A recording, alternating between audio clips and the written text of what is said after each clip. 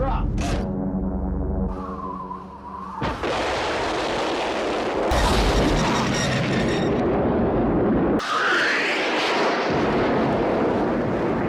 Got 7 seconds on 150 right now. Hi, I'm Mike Volkov, and in this video I build the legendary X-1A from Special Hobby. You can see a detailed overview of the kit in the previous video.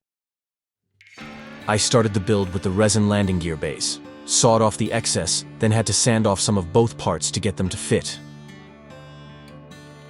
I used superglue to hold them in place.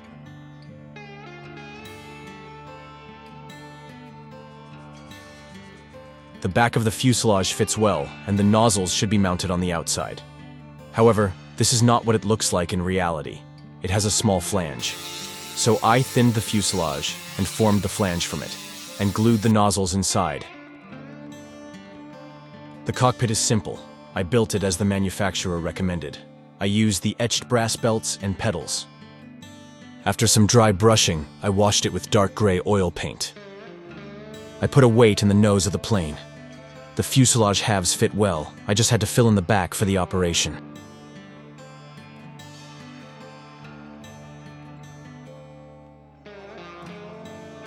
After filling and sanding, I fixed the canopy in place and the model was ready for priming.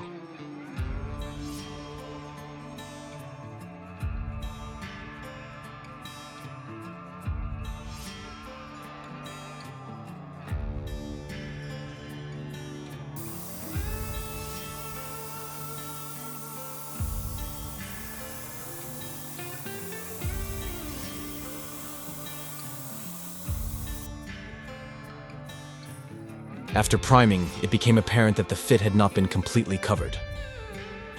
So I started filling and sanding again to correct it. Finally, I applied another layer of primer.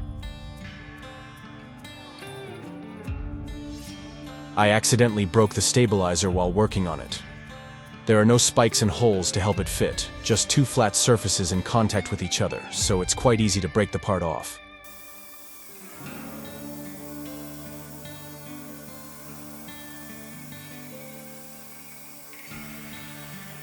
After another coat of primer, I used a fine sanding sponge to gently sand the model to smooth the rough surface.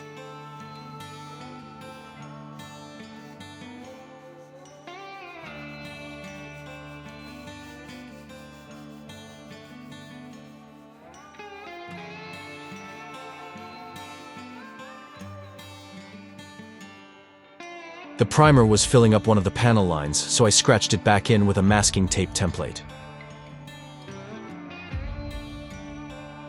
There is no need for parts B-25. There were none on the wings of this aircraft.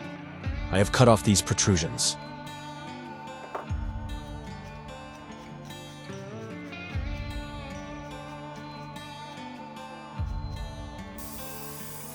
You can't see it in the video, but trust me, I sprayed Mr. Hobby Gloss white.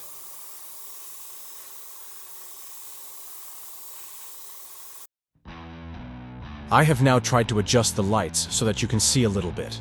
Some dust particles or stuck together paint particles in the paint. To remove these, I used a 2500 foam sanding pad in water.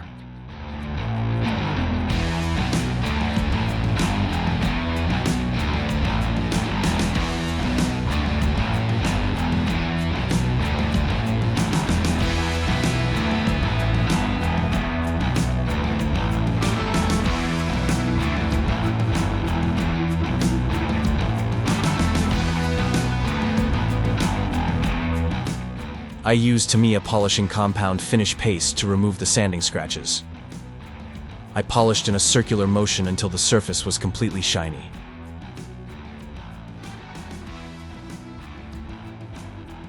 What I can't reach with a paper towel, I wipe off with a cotton swab. It's important to remove any small residue before varnishing. I glued on the angle of attack sensors with superglue gel and spray painted them metallic, but it will be in place later.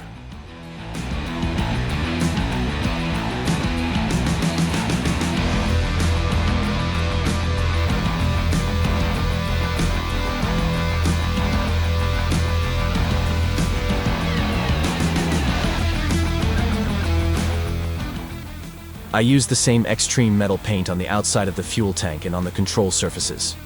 The metal paint is very fragile, so I varnish it immediately after drying. I also don't put masking tape on it if I don't have to.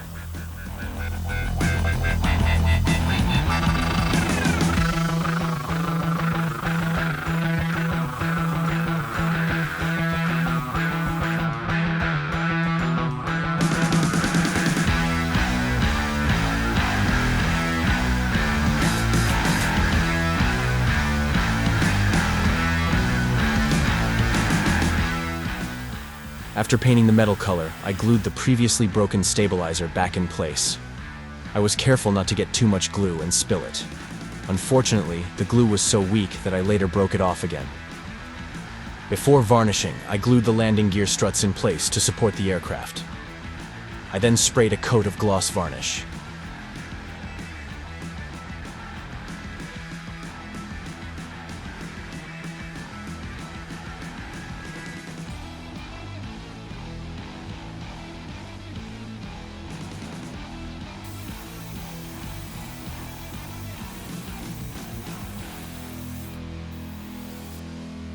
Special Hobbies decals are as thin as a fly's wing. They stick well but crease easily. Preferably put them in the right place immediately so that they don't need to be moved around a lot. 2 days after the decals were applied, a terrible accident happened.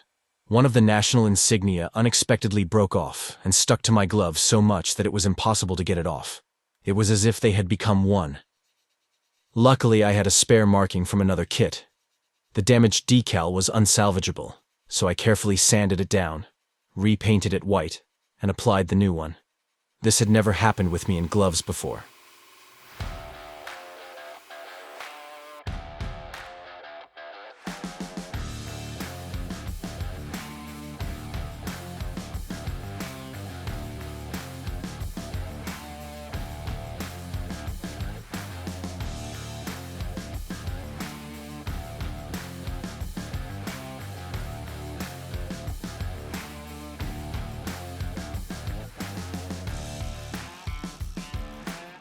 After the decals dried, I washed the panel lines with dark gray enamel.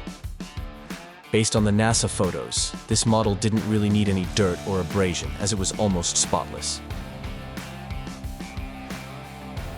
After the glossy varnish had dried, the final painting step was to paint the matte black color.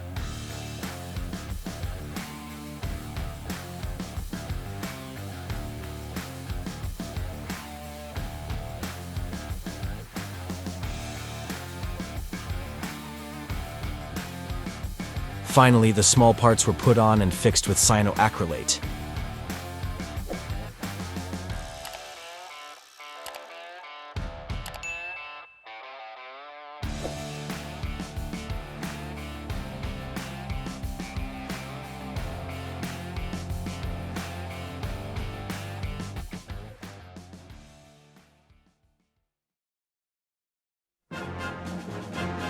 Thank you for watching this video.